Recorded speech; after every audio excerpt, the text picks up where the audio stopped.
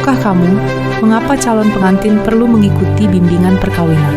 Pernikahan bukan hanya sekadar menyatukan dua insan dalam sebuah ikatan sah, tetapi juga menyatukan dua kepribadian, dua keluarga, dan dua latar belakang yang berbeda. Maka kesiapan sebelum menikah menjadi sangat penting. Dengan bimbingan perkawinan calon pengantin, mendapatkan bekal pengetahuan dan keterampilan dalam membangun rumah tangga yang kokoh, bahagia, dan sejahtera. Membantu kamu memahami peran suami istri, mengelola komunikasi dan konflik, merencanakan keuangan, serta menjaga kesehatan reproduksi dan mempersiapkan generasi berkualitas. Sehingga kamu bisa mencapai keluarga yang benar-benar sakinah, mawaddah, dan warohmah. Bagaimana, tertarik kan? Pernahkah kamu bertanya-tanya apa tujuan menikah? Menikah bukan hanya soal cinta dan kebahagiaan, tetapi juga memiliki tujuan mulia, yaitu 1. Menciptakan keluarga sakinah, mawaddah, dan rahmah. Menerapkan konsep keluarga yang tenang, penuh cinta kasih, dan penuh kasih sayang. 2. Menjaga diri dari perbuatan maksiat. Menyalurkan hasrat biologis dengan cara yang sesuai dengan ajaran agama. 3. Berbakti kepada Allah Subhanahu wa Ta'ala. Menjalankan perintah agama untuk membangun rumah tangga yang islami. 4. Memperbanyak jumlah umat Islam, melanjutkan generasi umat Muslim. 5 pilar pernikahan. 1.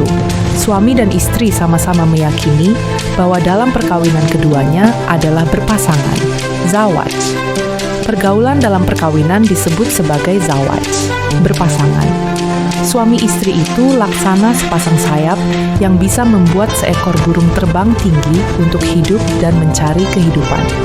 Keduanya penting, saling melengkapi, saling menopang, dan saling kerjasama. Dalam ungkapan Al-Quran, suami adalah pakaian bagi istri, dan istri adalah pakaian bagi suami. 2. Suami dan istri sama-sama memegang teguh perkawinan sebagai janji yang kokoh, mitsakan khalizan.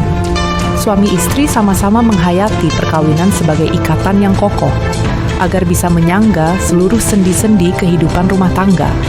Keduanya diwajibkan menjaga ikatan ini dengan segala upaya yang dimiliki.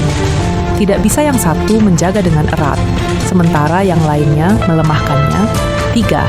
Suami dan istri saling memperlakukan pasangannya secara bermartabat, muasyarah bil ma'ruf.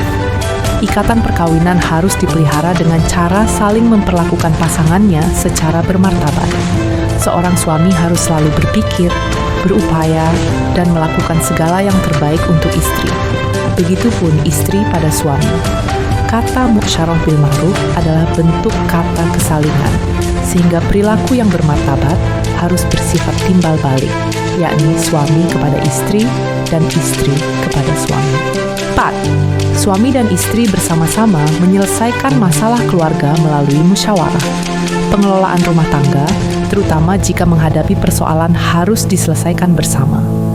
Musyawarah adalah cara yang sehat untuk berkomunikasi, meminta masukan, menghormati pandangan pasangan, dan mengambil keputusan. 5.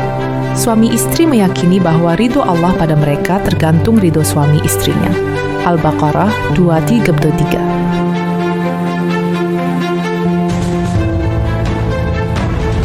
Membangun hubungan perkawinan. 1. Memahami kebutuhan yang berbeda antar pasangan. Kebutuhan saya dan kebutuhan pasangan saya adalah sama-sama penting dan perlu diselaraskan. Nilai adil menjadi prinsip utama dalam memahami kebutuhan saya, kebutuhan pasangan, dan kebutuhan untuk menjaga keseimbangan antara kedua hal ini. 2. Rekening bank hubungan, di mana masing-masing istri suami memiliki kesempatan untuk membangun hubungan dengan memperlakukan pasangannya dengan baik.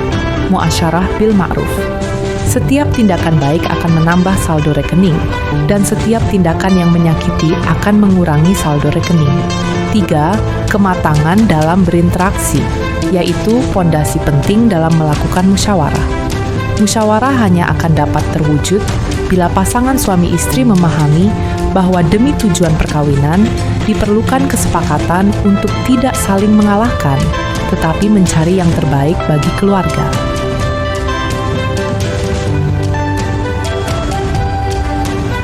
Penghancur hubungan perkawinan.